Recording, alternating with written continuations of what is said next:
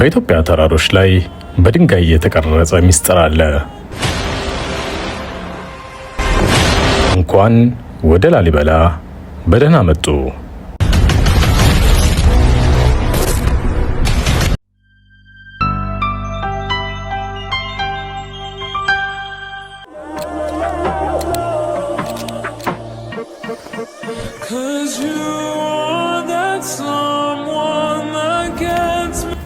በኢትዮጵያ ተራሮች ላይ በድንጋይ የተቀረጸ ሚስጥር አለ። ከመሬት በላይ ሳይሆን ከመሬት በታች ቁልቁል የተሰራ ከተማ በምድር ላይ ካሉት በጣም ሚስጥራዊና ቅዱስ አስፈሪ ቦታዎች አንዱ ነው።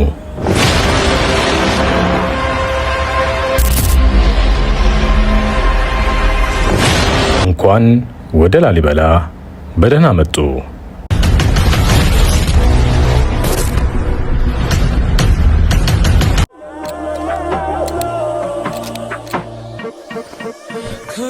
ሰላም ጤና ይስጥልኝ ውድ የሄኒ ቲዩብ ተከታታዮቻችን፣ በዛሬው ዕለት በሀገራችን ወይም በዓለማችን በትልቅ ቅርስ ተደርጎ የተመዘገበው ስለ ላሊበላ ትንሽ ልንላችሁ ወደናል።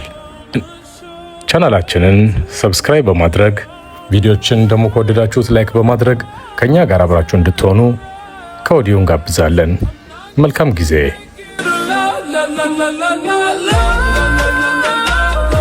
ላሊበላ በሰሜን የኢትዮጵያ ክፍል የምትገኝ ትንሽ ከተማ ናት። ነገር ግን በድንጋያማና ኮረብታዎች የተመሰረተችው ይቺ ትንሽ ከተማ የታሪክ ተመራማሪዎችን፣ አርክቴክቶችንና ተመራማሪዎችን ለዘመናት ስትስብ ቆይታለች።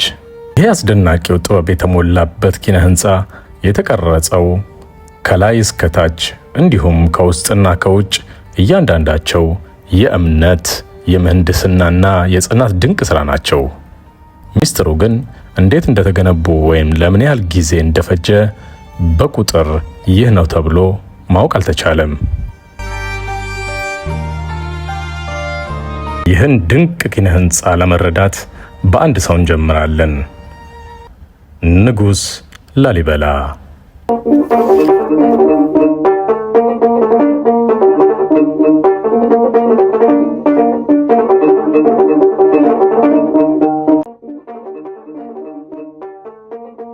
በ12ኛው ክፍለ ዘመን በዛግዌ ሥርወ መንግስት የተወለደ ላሊበላ በመንፈሳዊው ትልቅ ራዕይ የነበረው ሰው ነበር።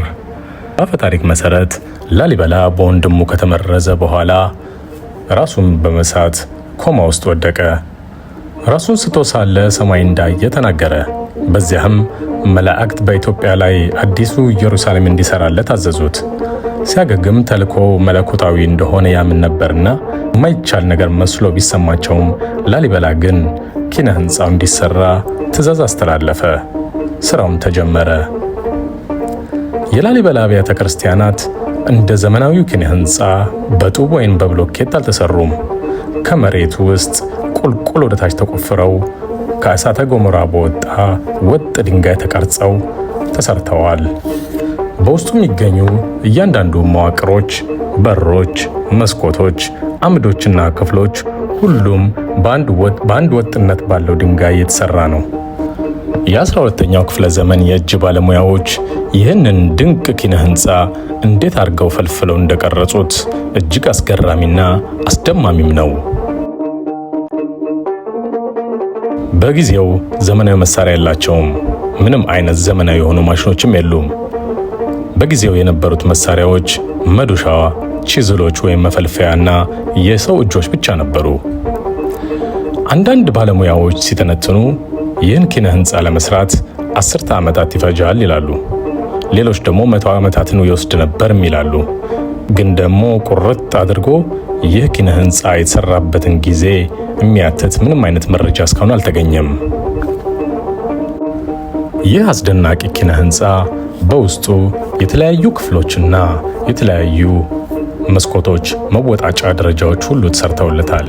ታዲያ ይህ ሁሉ የተሰራው ከአንድ ወጥ በሆነ ድንጋይ ተፈልፍሎ የተሰራ ናቸው። እጅግ ያስደንቃል። እስካሁን በተገኘው መረጃ መሰረት ላሊበላ እጅግ የተቀደሰ አብያተ ክርስቲያንና የአምልኮ ቦታ ነው። በዚህ ቅዱስ ስፍራ ቀሳውስትና ገዳማውያን በባዶ እግራቸው እየዞሩ ይጸልያሉ። በቤተ ክህነት ቋንቋ በሆነው በጥንታዊ ግዕዝ ይዘምራሉ።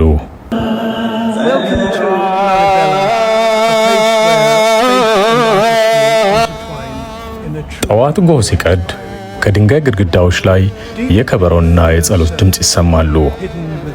የቤተ ክርስቲያኑ ከርቤ ዕጣን በአየሩ ሰንጥቆ ሲወጣ ልዩ ስሜት ይሰጣል። ታዲያ ላሊበላ እንደ አውሮፓውያን አቆጣጠር በ1978 ዩኔስኮ ላሊበላን የዓለም ቅርስ አድርጎ አወጀ። ሕያው ሐውልት ተደርጎ ይቆጠራል። ለሰው ልጆች ሁሉ መንፈሳዊ ምልክት ነው። አርኪቴክቶችና አርኪኦሎጂስቶች ከጥንታዊው ዓለም ታላላቅ የምህንድስና ሥራዎችን አሃዱ ብለው ይጠሩታል። አንዳንዶች ከግብፅ ፒራሚድ ቤተ መቅደሶች ጋር ያወዳድራሉ። ነገር ግን ላሊበላ ልዩ ኢትዮጵያዊ ነው። ታዲያ ላሊበላ ከታሪክ በላይ እጅግ ታሪክ ነው፣ ትምህርትም ነው። ምን አይነት ራዕይ መፍጠርስ ይቻላል የሚለውን እጅግ ያሳየናል። እምነት፣ ዓላማ እንዲሁም አንድነትን ሊያደርሱ የሚችሉት በማይቻሉ እድሎች ውስጥ እንኳን አልፈን እንድንሄድ ይረዱናል፣ አልፈን እንድንሄድ ያስተምሩናል።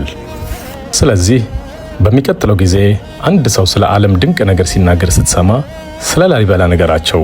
በድንጋይ የተቀረጸ የቤተ ክርስቲያን ከተማ፣ ማሽን ሳይሆን በሰው ልጅ እጅ በመንፈስ ተደግፎ የተሰራ። ይህ ኢትዮጵያ ነው። ይህ ላሊበላ ነው።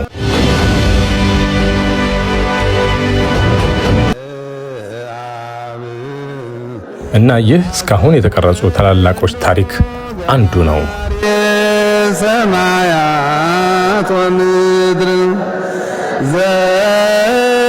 ዘያሰ